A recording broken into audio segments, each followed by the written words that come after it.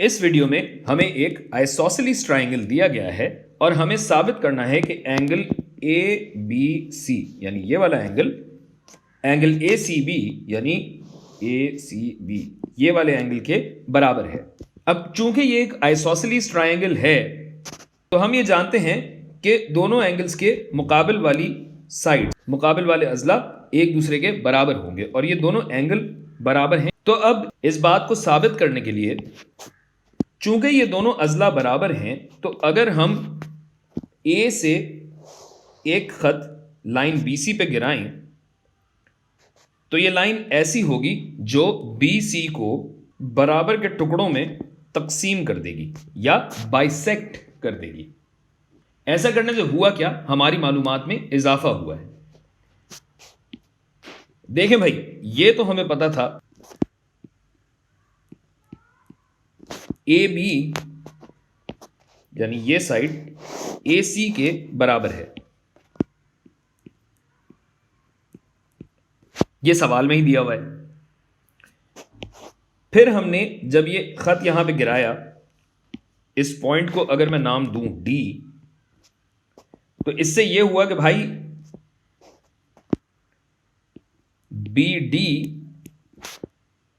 बराबर है DC के, और चूंकि ये AD इस ट्राइंगल और इस ट्राइंगल दोनों में कॉमन है, दोनों में मौजूद है, तो AD दोनों के लिए बराबर है। AD is equal to AD।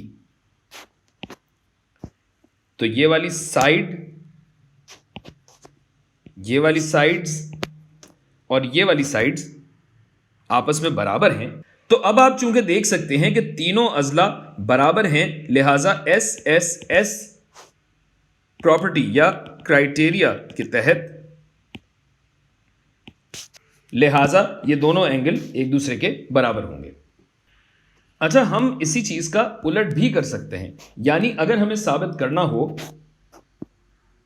कि एंगल नहीं, साइड AB साइड BC के बराबर है, तो हम यही करेंगे कि A से एक खत गिराएंगे जो BC को बाइसेक्ट कर दे, दो बराबर के हिस्सों में तकसीम कर दे,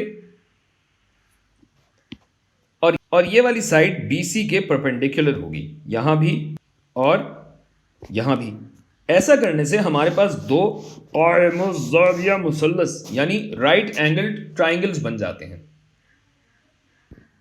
अब अगर AB और BC को बराबर होना है तो ये तो हमें सवाल में ही बताया गया है कि एंगल ABC एंगल ACB के बराबर है, और जो हमने एक परपेंडिकुलर गिराया है उसके ज़रिए हमें यह पता है कि ये एंगल ADB और एंगल ADC दोनों बराबर हैं 90 डिग्रीज।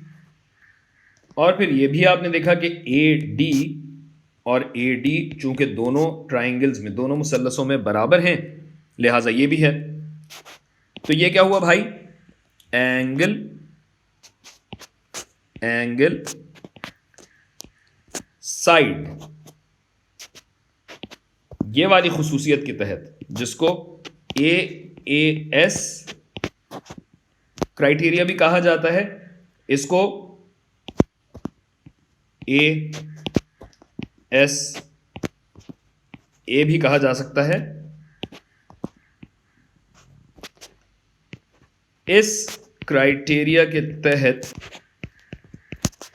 चूंकि ये मुवाफिक ट्राइंगल्स हैं, कॉन्ग्रुएंट ट्राइंगल्स हैं, लिहाजा ये साइड AB BC के बराबर होगी इस प्रॉपर्टी के तहत।